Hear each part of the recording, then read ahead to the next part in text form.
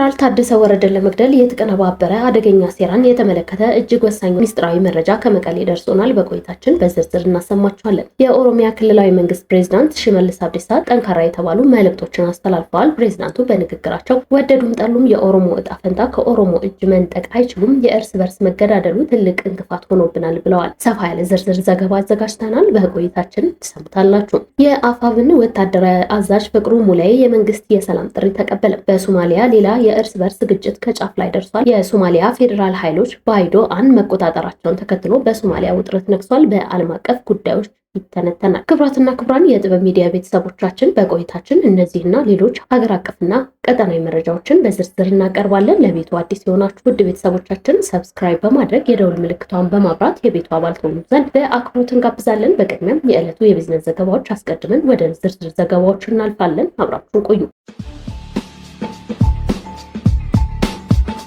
በተለያዩ ባንኮች የዕለቱ የውጭ ሀገር ገንዘቦች የምንዛሬ ዋጋ እንደሚከተለው እናቀርባለን። ዳሽን ባንክ ዶላር 153 ብር፣ ዩሮ 181 ብር ከ8 ሳንቲም፣ ፓውንድ 209 ብር ከ2 ሳንቲም፣ የስዊስ ፍራንክ 198 ብር ከ6 ሳንቲም፣ ድርሃም 44 ብር ከ3 ሳንቲም፣ ሪያል 43 ብር ከ4 ሳንቲም እየተመነዘረ ይገኛል። በአቢሲኒያ ባንክ ዶላር 153 ብር ከ4 ሳንቲም፣ ፓውንድ 208 ብር ከ2 ሳንቲም፣ ዩሮ 182 ብር፣ የስዊስ ፍራንክ 194 ብር ከ1 ሳንቲም፣ ድርሃም 44 ብር ከ1 ሳንቲም፣ ሪያል 43 ብር ከ7 ሳንቲም፣ ዩዋን 22 ብር ከ2 ሳንቲም ይመነዘራል። ህብረት ባንክ ዶላር 153 ብር ከ4 ሳንቲም፣ ፓውንድ 270 ብር፣ ዩሮ 182 ብር ከ8 ሳንቲም የዕለቱ ምንዛሬ ዋጋ ነው።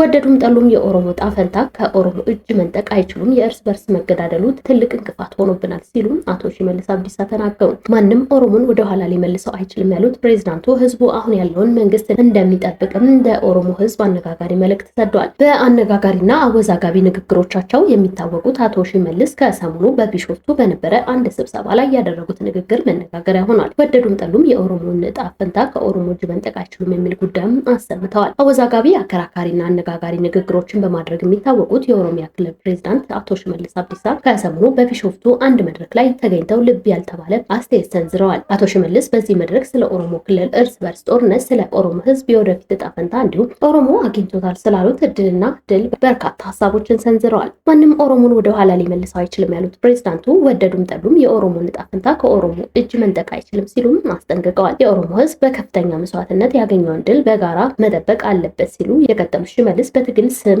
በጫካ ውስጥ የሚገኙ ኃይሎች ሲሉ የጠራቸው ኃይሎች ወደ ሰላም እንዲመጡም ጥሪ አቅርበዋል። የኦሮሞ ትግል በርካታ ምዕራፎችን አልፎ ድል ያመጣ ቢሆንም የህዝቡ ምኞት እውን ለማድረግ የተገኘው ድል በአግባቡ ሊንከባከቡት ይገባል። የፈለጋችሁትን ፓርቲ መደገፍ፣ የፈለጋችሁትን የፖለቲካ አመለካከት ማራመድ ትችላላችሁ።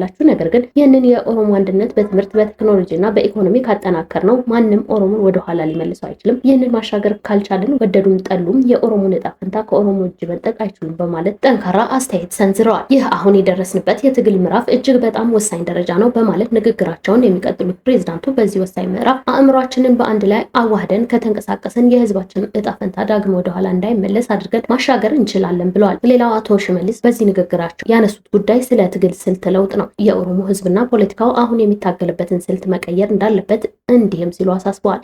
አስፈላጊ በነበረበት ጊዜ ኦሮሞ መሳሪያ አንግቦ ታግሏል። አሁን ግን የደረስንበት የትግል መድረክ የሚፈለገው የተመጣጠነና ሚዛናዊ የፖለቲካ ትግል ማድረግ ነው። ሚዛናዊ ፖለቲካ ለመስራት ደግሞ ይህንን አዙሪት መዝጋት አለብን በማለት ቀጥሎም የኦሮሞን ቀይ ወደ ሰላም ለመመለስ መንግስት ማንኛውም ነገር ለማድረግ ዝግጁ ነው። መንግስት ይህንኑ ጉዳይ በሰላማዊ መንገድ ለመቋጨት ቆርጧል። ከሰላማዊ መንገድ ውጭ ይህ ጉዳይ እልባት አያገኝም በማለት አክለዋል። ለኦነግ ሸኔ ታጣቂዎች ባቀረቡት የውይይት ጥሪ መንግስታቸው በማንኛውም ጊዜ ለመደራደርና ለመወያየት ዝግጁ መሆኑን ተናግረዋል። ጠመንጃ ማንሳት ትርፍ የለውም ያሉም ሲሆን ማንኛውም አካል ጥያቄ ሊኖረው ይችላል። የተለየ ሀሳብ ማራመድ መብት ነው። ይሁን እንጂ የሀሳብ ልዩነት በጠመንጃ አፈሙዝ ለመፍታት መምረጥ፣ ተወልደው ያደጉበትን ቀዬ ማተራመስ፣ የንጹሃን ውድ ህይወት መቅጠፍና ድሆችን በመዝረፍ የሀዘን ጠባሳ ጥሎ ከማለፍ ውጭ ለህዝብ የሚያመጣው ትርፍ የለም ብለዋል። የጠመንጃ አፈሙዝ የኦሮሞን ህዝብ ከመጉዳትና አንድን ቤተሰብ እርስ በርስ ከማጋደል ባለፈ የትውልድን ብልጽግና አይረጋገጥም በማለት ፖለቲካችን ከደም መፋሰስና ከቂም በቀል መውጣት አለበት ሲሉ አሳስበዋል። የኔም ሆነ የእናንተ ትውልድ ለቀጣዩ ለቀጣዩ ትውልድ ማስተላለፍ ያለበት ኢኮኖሚ ነው። ለዚህም ሶስት ነገሮች ላይ ጠንክረን መስራት አለብን። አንደኛው ስራ ፈጠራና ክህሎት ነው።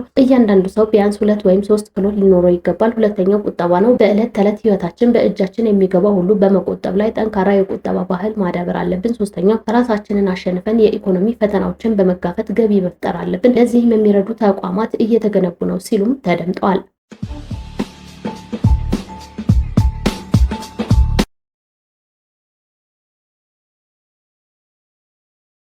52 የግል ኮሌጆች በትምህርት ስራ እንዳይቀጥሉ ፍቃዳቸው እንዲሰረዝ ተጠየቀ። 52 የግል ኮሌጆች በትምህርት ስራ እንዳይቀጥሉ ፍቃዳቸው ተሰርዞ ከስራቸው እንዲታገዱ ተጠይቋል። በትምህርትና ስልጠና ባለስልጣን የተላለፈባቸው ውሳኔ ተግባራዊ ባላደረጉና በከፍተኛ ትምህርት ዘርፍ ተሰማርተው በሚገኙ 52 ተቋማት ላይ እርምጃ እንዲወሰድ ባለስልጣኑ ጠየቀ።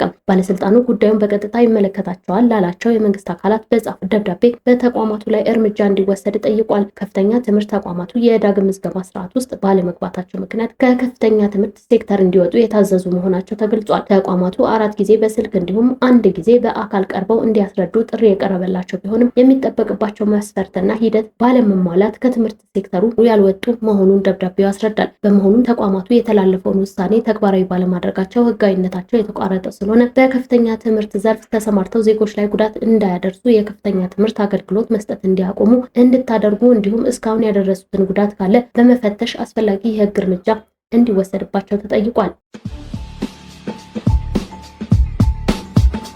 ከሳምንታት በፊት በጠቅላይ ሚኒስትር አብይ አህመድ ለጦርነት እየተዘጋጀ ነው በሚል የተከሰሰው የህወሓት ኃይል በወታደራዊ ኃይሉ አወቃቀር ላይ ሽግግር አድርጓል። ይህም የጦርነቱ ዝግጅት አንድ አካል ነው ተብሏል። በትግራይና በፌዴራል መንግስት መካከል የተካረረ አለመግባባት መፈጠሩና በራሳቸው በትግራይ ፖለቲካዊና ወታደራዊ ቡድኖች መካከል የበርካታ ክፍፍል መከሰቱን ተከትሎ ህወሓት አዲስ ወታደራዊ አደረጃጀትን የፖለቲካ አስተዳደር መዋቅር መዘርጋቱ የውስጥ ምንጮች ገልጸዋል። ከተደረጉ አዳዲስ አደረጃጀቶች መካከል የትግራይ ተዋጊ ኃይሎች TDF የተደራጁበት የእዝ ሰንሰለት ይገኝበታል። አዲሱ አወቃቀር ህወሓት በማናቸው መንገድ በክልሉ ጣፈንታ ላይ ወሳኝ እንዲሆን የሚያስችለው መሆኑ ታውቋል። በሰሜኑ የኢትዮጵያ ክፍል የሰነበተ የጦርነት ስጋት አለ። ይህንኑ የጦርነት ዳመና ተከትሎ በርካታ መዋቅራዊ ለውጦችን እያደረገ እንደሆነ የሚነገርለት የትግራይ ተዋጊ ኃይሎች TDF በተለይም ካለፉት 6 ወራት ወዲህ የታችኛውን እርከን የማካለል መዋቅራዊ ለውጥ፣ የከፍተኛ ወታደራዊ አመራሮች ሽግሽግና የሰራዊቱ ድልድል ስራዎችን ሲያካሂድ ቆይቷል። ይህ ሽግሽግ ሰራዊቱን ከፖለቲካዊ ሽኩቻ አውጥቶ ወደ አንድ ማዕከላዊ እዝ ወይም ሴንትራል ኮማንድ ለማምጣት ያለመ ቢሆንም በውስጡ ግን አሁንም ከፍተኛ ውጥረትና የአሰላለፍ ለውጦችን እያስተናገደ ስለመሆኑ ሬዲዮ ጣቢያ ከሰራዊቱ የአሁኑና የቀድሞ አባላት መስማቱ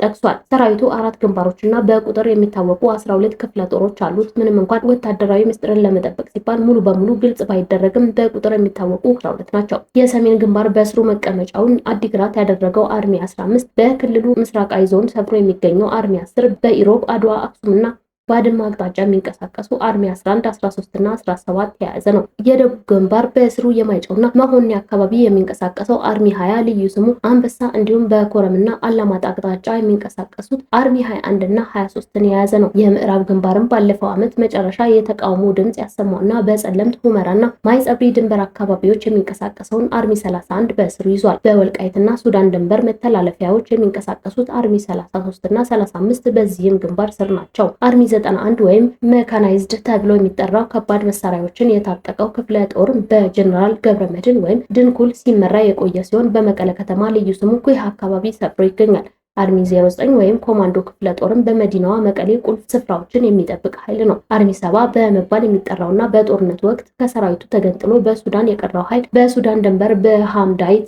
በኩል የሚገኝ ተንቀሳቃሽ ኃይል ነው። ይህ ኃይል ከሱዳን ወታደራዊ ድጋፍ ከማግኘት ባሻገር በሱዳን ጦር ኃይልና በፈጥኖ ደራሽ ኃይል መካከል እየተደረገ ባለው ውጊያም የሱዳን ጦር ድጋፍ እየተሳተፈ እንደሆነ የሚገልጹ ተደጋጋሚ ክሶች ይቀርቡበታል። ወታደራዊ ኃይሉ በ4 ግንባሮች የተከፋፈለ ሲሆን ሰሜን፣ ደቡብና ምዕራብና ምስራቅ ግንባር በመባል ይጠራሉ። 4ቱ ግንባሮች በስራቸው 12 ክፍለ ጦሮች ወይም አርሚ አሏቸው። በዚህ ረገድ ጄኔራል ኃይለ ሥላሴ ግርማይ ወይም ወዲ እንበይተይ የኦፕሬሽኑ ዘርፍ ኃላፊ በመሆን ሁሉንም ክፍለ ጦሮች የሚያስተባብሩ ሲሆን ብርጋዴር ጄኔራል ምግበይ ኃይለ የምዕራብ ግንባር ዋና አዛዥ፣ ጄኔራል ዮሐንስ ወልደ ጊዮርጊስ ወይም ጆን መዳድ የደቡብ ግንባር አዛዥ እንዲሁም የክልሉ ሰላምና ጸጥታ ቢሮ ኃላፊ ጄኔራል ፍስሐ ኪዳኑ ወይም አንጁስ የሰሜኑን ግንባር ይመራሉ። ሰራዊቱ ካለፉት ጥቂት ወራት ወዲህ የግንባርና የክፍለ ጦር አዛዡን የስልጣን ሽግሽግ ያደረገ ሲሆን ይህም ሰራዊቱን ከመደበኛ ተዋጊነት አውድ አውጥቶ ወጥነት ያለው ጠንካራ የመከላከያ ኃይል ለመፍጠር ያለመ እንደሆነ ይነገራል። በአሁኑ ወቅትም የግንባር አዛዦች በጦርነት ወቅት እንደነበረው በአንድ ማዕከላዊ ስርዓት ወይም ሴንትራል ኮማንድ ስር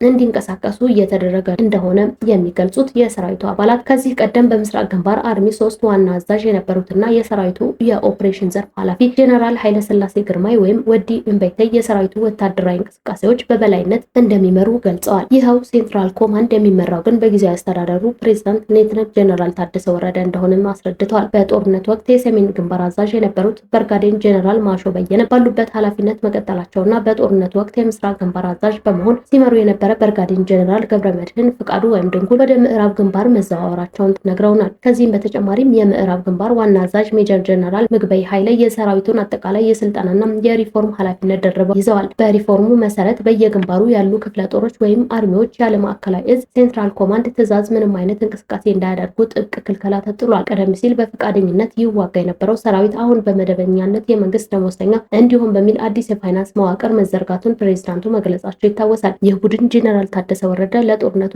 እቅዱ እንቅፋት የሚሆን ከሆነ ለመግደልና የክልሉ ስልጣን በኃይል ለመቆጣጠር እቅድ እንዳወጣ የውስጥ ምንጮች አረጋግጠዋል።